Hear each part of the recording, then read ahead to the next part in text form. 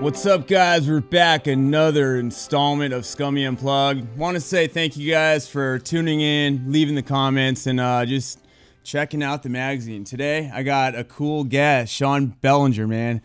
This is, it's kind of interesting, man, because we went to the same rehab together, and I didn't know this till when I got to know you through Instagram, and you told me that, you know, you went to Kepper House, and then looked at your photos, and dude, you were the guy that you would speak, you were an alumni, and you would come and do panels. But I remember, like, the first week when I was in rehab, you know how that first week in rehab, like, I was just so frail, like, just, it was crazy. And I remember you came in, and you were somebody that I really listened to, because, you know, you were into, like, punk rock, you had the tattoos. I feel like I could connect to you. But it's just funny where we're at now, like 6 years later, and we're doing something like this. And I think you helped me, man. Like, everything you were saying there, because newly in recovery, like, everything you were saying, how magical sobriety was, it's kind of hard to take that in, newly in recovery, you know? So It was,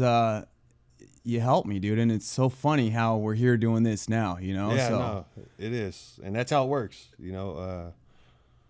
Me helping you, you helping me. That A helps B, helps A. 100%. How did you end up in Kepper House? That's a big question, I know. Yeah. Like, maybe we should go back. Like, what led you to Kepper House, I guess? And Kepper House is a rehab in Ventura County. Right. I'll tell you what. Okay, yeah. Kepper House is in Ventura, off the avenue, kind of in the hood. Yeah. And, you know, for recovery, it wasn't like I just woke up one day and was like, you know what, I'm going to go get sober. Yeah. I got sober for all the wrong reasons. You know, I was avoiding a parole violation. I just got another DUI. I was going to go back upstate, you know, looking at like a year flat. I already had issues. And somehow, some way, I was able to get in there through parole. So rehab wasn't really your choice. You kind of had to go through it was me manipulating the situation again. Yeah. You know what I mean? How can I stay out? Yeah. You know what I mean? I'll go give this a shot. And it wasn't like I was going to give it a shot and get sober. It was like, I'm going to try and get through this and be done with it and then continue on doing whatever I'm doing. Yeah. Just to please, you know, my parole officer or whatever. Uh-huh. You know, and that first 30 days, that first day, you know, it was completely, it was just like a weight was lifted off me, you know, and then. Were you sober before you went in there, like through jail time, or were no, you kicking? I went straight from the streets, straight to Kepper House. Really? Yeah. So was it hard, like, transitioning? I mean, getting sober, it was just new. Yeah. You know, and I felt like I could, you know, I was going to give it a shot and went in there, and next thing you know, I'm getting 30 days and I'm liking it. And, you know, you earn that first 30. That first 30 is like, you earn it. And then, and next thing you know, I want 60. I think it's different for everybody, you know, like I saw people in there, and it's like, you could tell the people that wanted it. Yeah. And the people that were just, like I said, maybe they didn't want to be there, but parole sent them there, and they were just kind of dicking around, you know, just fucking off the whole time. Were you taking it all in? Were you, like, accepting it? Because I know you really, you were kind of sent there, but as you started to, like, get used to how it is there, were you kind of going with everything? I was just doing what they told me. Yeah. You know, and they don't really leave you a choice. You either do the program or you got to go. Mm-hmm. You know, so I would do the program. You know, they had like paperwork you fill out, you know, regarding the first 3 steps, you know, trying to, you know, coming to find a higher power, you know, being honest for once. Yeah. And like I said, like, you know, I got that first 30 and I was feeling it. So what's next? What I got to do to get another day? Did you only have to stay in there for 30 days, or did you? No, it was a 90-day program. 90 day? Yeah. So after 30 days, did you something click in your head, like, I like this, I want to stay this way? Or did you still want to think in your head, I'm going to get through the 90 days and I'm going back out? Well, you know, at that first 30, I was like, I'm feeling it. Really? And I think I want to do this.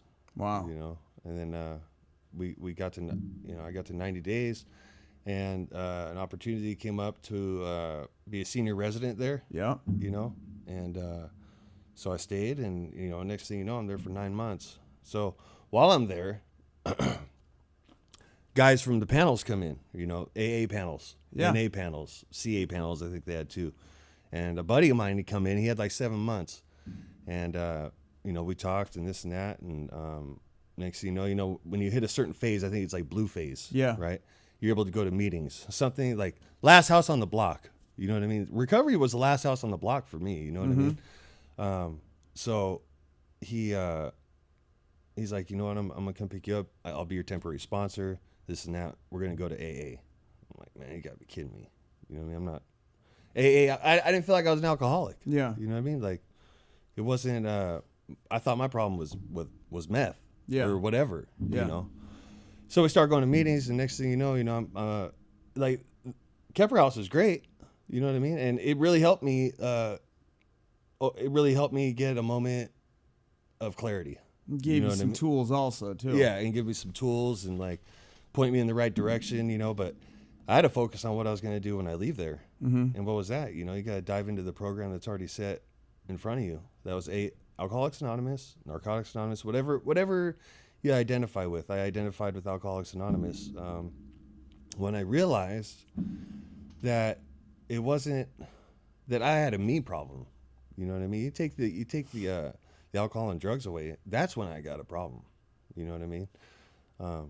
You know, like you learn in recovery. The alcohol and drugs is just a symptom. You know, like I said, man. Once I got sober, dude, I realized I had some serious work to do. And that's a big thing. You know, a lot of people think you just go to rehab 30 days, you come out, and then you're all good. That's when like the work starts, and that's what's going to define you if you're going to be successful and really change your shit around, because you do have to put work in every single day. And it's the people that come out of rehab and say, all right, I went to rehab, I'm good now. They're going to fall back out. Right. You know, every time. So I feel like you staying in there, and then, so how do you tell people, because this is something I want to hear from you too, because I tell people I fit AA, but more for me, drugs was my thing. Right. How would you explain that to like somebody watching this, and like, you know, the drugs are their deal, but maybe AA will fit them better? How do you explain that? You know what I mean? Well, because it's kind of the same thing when you go in there. You gotta acknowledge that you're an alcoholic, but it's kind of the same principles, I guess. Right. I just went with what was, you know, original and what I seen working. You know, you go to AA, you see a lot of older dudes there. Yeah. Dudes been around for 20 years plus. Yeah. And I mean, really, it's just a preference, I think. You know what I mean? If you identify with NA and AA, both have, to me, two completely different cultures and programs. Yeah. You know, I needed a program that taught me what God was. Yeah. You know what I mean? Like God. You know what I mean? It's not. I'm not looking for a doorknob to be my higher power. I needed a higher power that was greater than myself, something I can give everything I have to, you know. And AA just fit a little bit more. I think so. I mean, and that's something with this magazine, man. Like, I want people to like look at this interview and maybe hearing that, you know, like if you go to an AA and maybe it doesn't fit, try NA. If that doesn't fit, try AA. You just got to keep going. And if one meeting, you know, you don't really blend with that meeting, go to a different meeting. But you got to keep going until you find one you like. You know, did it take you a while to find a meeting, your home meeting? Right. Like I said, my buddy was picking me up, and he would take me down to this little meeting down in Oxnard called the Peninsula Meeting. And it was the Peninsula Group. I remember that one. And, dude, it was fire. I loved it, you know. And I just kept going, and, you know, people start to know your name, and, you know, you start to feel comfortable there. Like, this is my home, and that became my my home group. And I felt like people actually gave a shit about me. You know what I mean? And not just that, but, like, there was people there I gave a shit about for once. You know what I mean? It's funny how that works, man. You went to Kepra like starting so new, and then when I got to Kepra and you came to the panel, I looked up to you, like you and two other guys. Is like I truly looked up to you guys, like you guys speaking in front of us, just telling us how it was, like your stories. That helped so much. Right. And it's just crazy how, you know, just giving back, how it helps like a newcomer, because, you know, that first week in rehab, you just feel like I was so broken. I was so lost, you know, and seeing somebody like you that you already went through it and you're telling me how magical like sobriety is, like that helped, dude. Right. It's just crazy how that stuff works. And it's crazy how, look, we're at a Recovery Today magazine. Yeah, I still totally. trip on this stuff, you know, what sobriety gives to people when you make it number one, how your life changes, but you gotta put the work in, man. It's a program of action. It is. And from your life, I mean, you got war stories. I'm sure it was really bad. And where you're at now, I mean, how did you find your new way of life after Kepra House in that 9 months? Because I know you're there, you're doing meetings, all this, but man, when the life, what are you doing for the job, money, living, like, yeah. When did all that start to come in? Like, start to figure out, now I got my shit together, but now I got to get life going. Was that hard? That was, I'll tell you what, when you get sober, life gets a lot easier. Because for me at least, it got a lot easier. I wasn't even really trying. Yeah. You know, next thing you know, somebody calls me because people could trust you. People know you're reliable. You know what I mean? Hey, Shaun, they're hiring at TIC, this company in the oil fields. I never worked in the oil fields in my life. You know, I'm living at my mom's house in a room. And, you know, just like, what's next? You know, like, fuck, I need a job, you know, this and that. Next thing you know, this job's presented to me. I start working in the oil fields.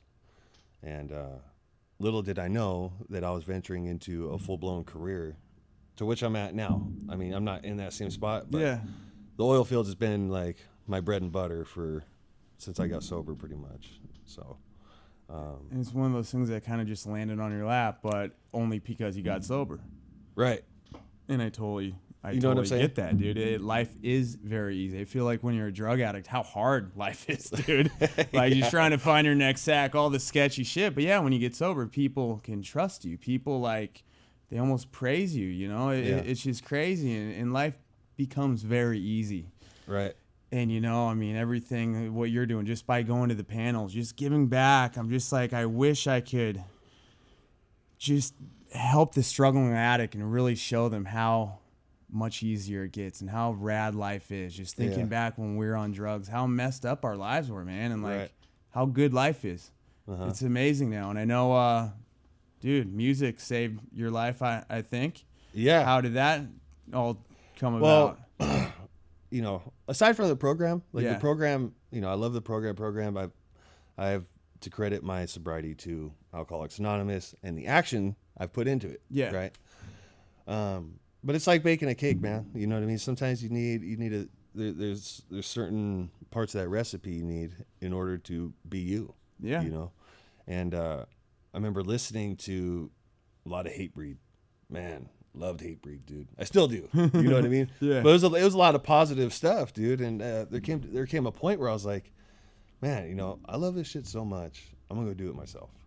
You know.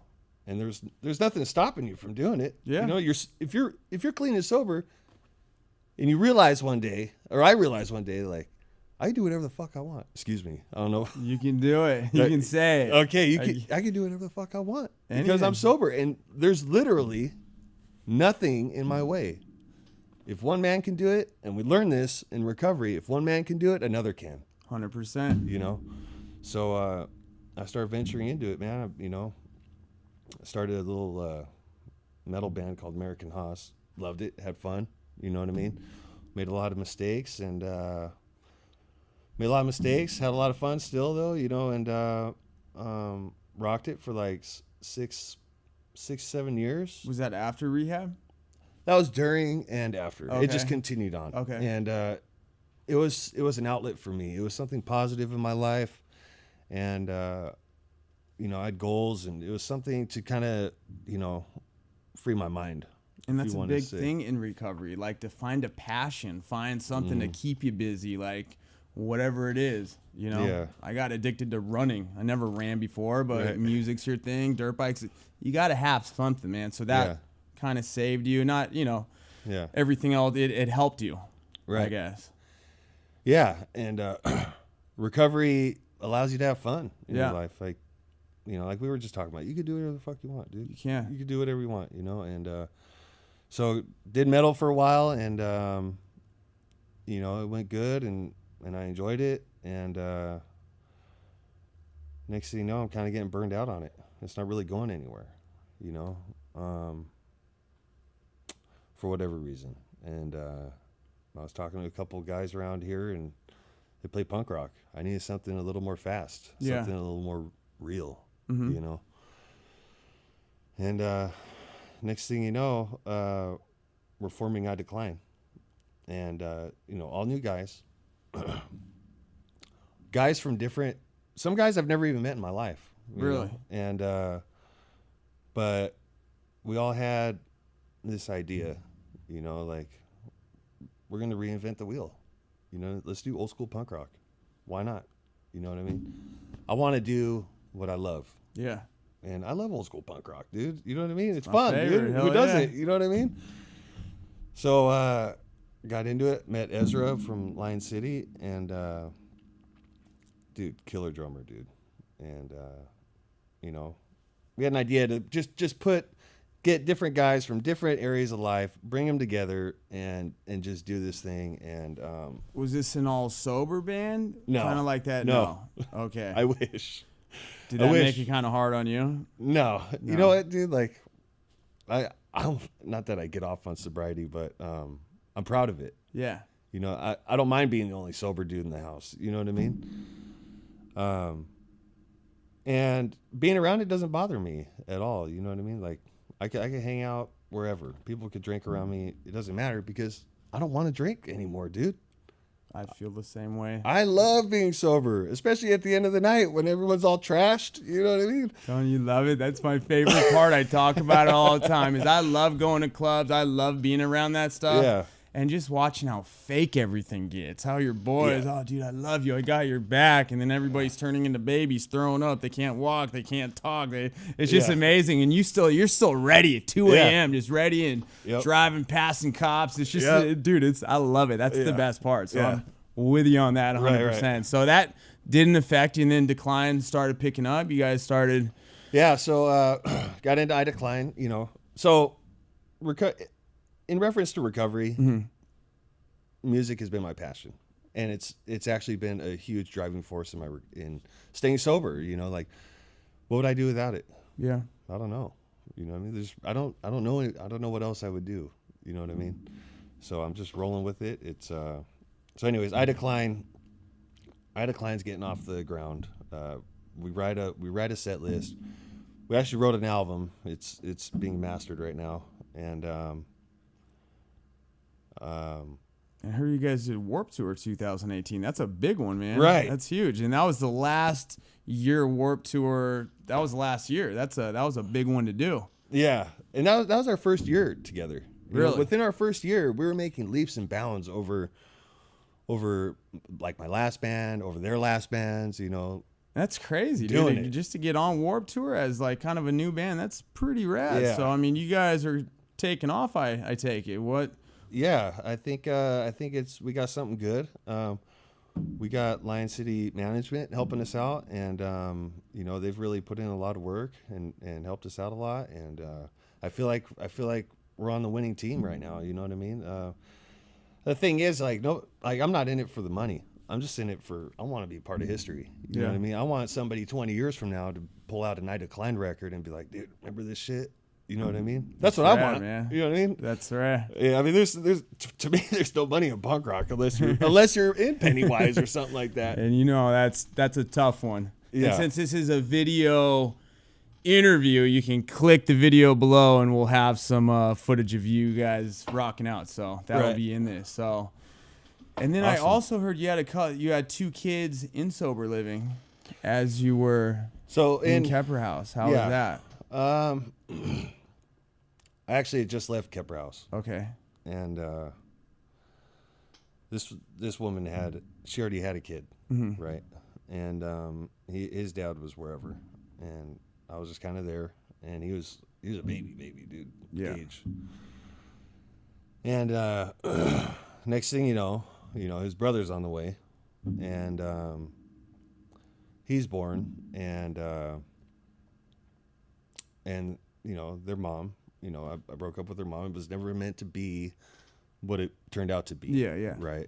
But their mom went off the deep end, and she was getting loaded, and so the question came up as to where are the kids going, So I adopted. Well, we got guardianship over Gage. Otherwise, he would have gone. He'd already been in and out of foster care. Wow. Twice. Right, he'd been taken twice by CPS, and he was calling me dad and stuff. And he's my son. Like, hands down, he's my son. We may not be direct blood, you know what I mean? But his brother is my son too, you know what I mean? And like, I'm not going to take one kid and not the other. This little kid has no daddy. You know what I mean? Where's he going to go? You know what I mean? I'm sober. Dude, that's amazing. So you fostered him. Right. Took him in when I got full custody of Johnny, the youngest. And, like explaining that story is kind of rough because, like he's my son, but going into the details of how he's my son, you know what I mean? It's sometimes irrelevant, but it is a part of our story. You know what I mean? It's amazing how it worked out, how, just how it lined up where you got sober, because I don't think you'd be in the position if you were on drugs. Yeah. To, take him over, just how it worked out. And dude, that's rad, man. You saved that kid, man. Yeah. Thank you. It's really cool. Let alone would the state let me have him. I've got a huge record, dude. Yeah. I've been in and out of jail and prison, you know what I mean, since I was like 13, 14 years old, So it was an intense, what do you call it? Like, not interrogation, but investigation. Sorry. And after a while, because I had full custody of Johnny, they gave me guardianship over Gage. Now, wow. And it's been like that he's almost 10 now, and we're going on. I'm almost 10 years sober. You know what I mean? So it's pretty much been the whole time almost, dude. But they're still at the house. You know what I mean? I still got full custody of both of them, and my daughter, she's in my life. I'm in her life. She's 13 years old, man, and it's like I'm venturing into a whole new world of parenthood. You know what I mean? It's like, dude, what do I do here? Yeah, but I can imagine that stage got to be kind of rough, man. Right? Because what were you doing at 13, 14 exactly, years old? Especially like us, like what they're capable of doing, man. Yeah. And what do you tell people? Like, you go to rehab, you get your life back, but all the court cases, all the stuff that you stacked up when you were on drugs, and then you get out. For me, I took it just one day at a time, started just going to court, clicking off tickets, paying bills, and then 4 years down the line, I'm done. I have nothing. Was it hard for you? And what do you tell somebody? Because it's a lot, It's not just you go to rehab, you come out and you're good. You got to take care of a lot of stuff. Yeah. What do you tell somebody that's scared to go to rehab or intimidated for those reasons? What would you tell somebody if they're scared to go to rehab? I guess, it's a tough question. I don't know. I'd ask them if they're ready. Yeah. Are you ready? And if you're ready, you got to be willing.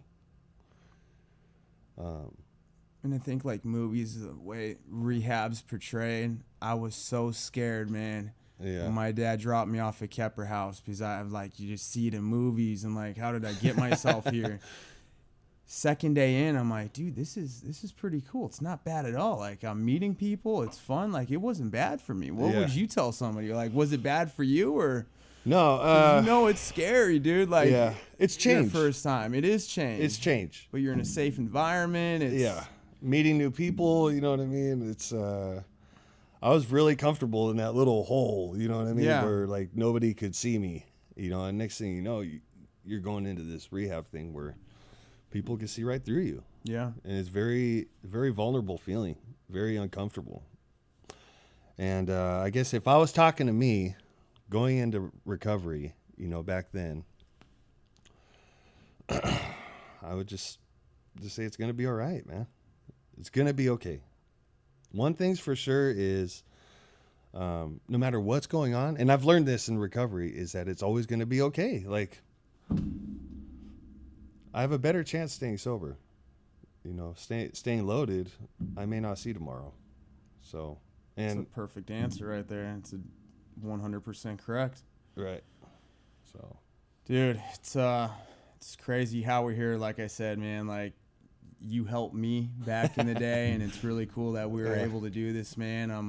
I mean, let's just close it out. What do you got coming up? Are there any shows you want to promote or anything? We'll have all your info in the story, but anything you got coming up or any goals, I guess? Well, we've got a music video out that we did with Zach Ass. I don't know if you know who that is from Too Stupid to Die. Really? Yeah. And it's called Destroy the Forgotten Boy. Okay. You can check it out on YouTube. We've got a show coming up January 5th with the Radolescents, which is like original Adolescents members. And where's that going to be at? That's going to be at the Garage on the east end of Ventura. Also, we've got an album coming out soon, next month or so. Perfect, and, dude. Yeah, check us out at Lion City. That's the management company we're rolling with, and perfect. Well, I'll have all the info on this article, and dude, thank you. Yeah, very much. It's still really cool how sobriety has linked us back together, man. When you don't know, but what you helped me by seeing that you can get through this and you can get through rehab, and for anybody out there, you can overcome addiction, and it's not as bad as you guys think. Sobriety has saved our lives. It can save your life, so never give up, you guys. Thank you for coming in. We'll see you guys next time. Thank you.